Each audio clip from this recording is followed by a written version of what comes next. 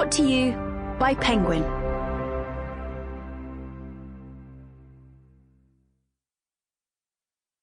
A Thousand Boy Kisses by Tillie Cole. Read by PJ Ochlan and Katie Schorr.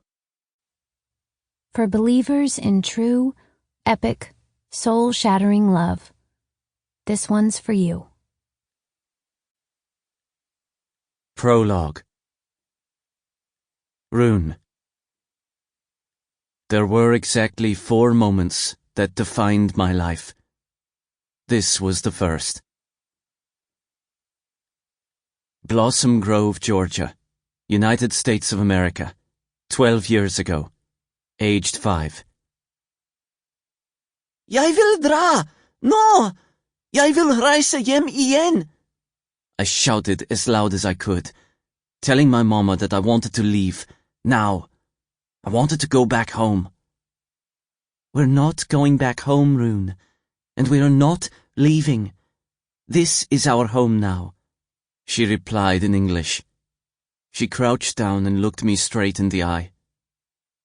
Rune, she said softly, I know you didn't want to leave Oslo, but your papa got a new job here in Georgia. Her hand ran up and down my arm, but it didn't make me feel any better. I didn't want to be in this place, in America. I wanted to go back home. Slutt å snakke engelsk! I snapped. I hated speaking English. Since we set off for America from Norway, Mama and Papa would only speak to me in English. They said I had to practice. I didn't want to. My mama stood up and lifted a box off the ground. We're in America, Rune. They speak English here. You've been speaking English for as long as you've been speaking Norwegian. It's time to use it. I stood my ground, glaring at my mama as she walked around me into the house.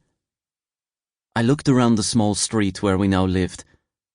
There were 8 houses.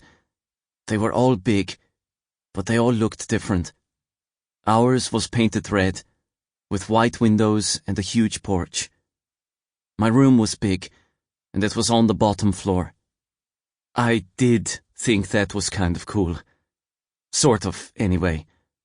I'd never slept downstairs before. In Oslo, my room was upstairs. I looked at the houses. All of them were painted bright colors. Light blues, yellows, pinks. Then I looked at the house next door. Right next door. We shared a patch of grass. Both houses were big, and our yards were too, but there was no fence or wall between them. If I wanted to, I could run into their yard and there'd be nothing to stop me. The house was bright white, with a porch wrapped right around it. They had rocking chairs and a big chair swing on the front. Their window frames were painted black, and there was a window opposite my bedroom window. Right opposite. I didn't like that. I didn't like that I could see into their bedroom, and they could see into mine.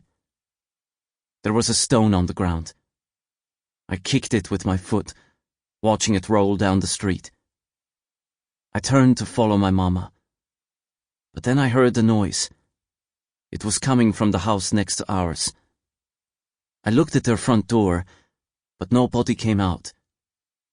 I was climbing the steps to my porch when I saw some movement from the side of the house, from next door's bedroom window, the one opposite my own.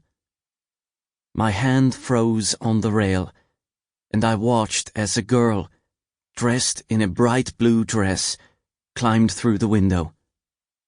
She jumped down onto the grass and dusted off her hands on her thighs. I frowned, my eyebrows pulling down as I waited for her to lift her head. She had brown hair, which was piled up on her head like a bird's nest. She wore a big white bow on the side of it. When she looked up, she looked right at me. Then she smiled. She smiled at me so big. She waved, fast, then ran forward and stopped in front of me. She pushed out her hand. Sample complete. Ready to continue?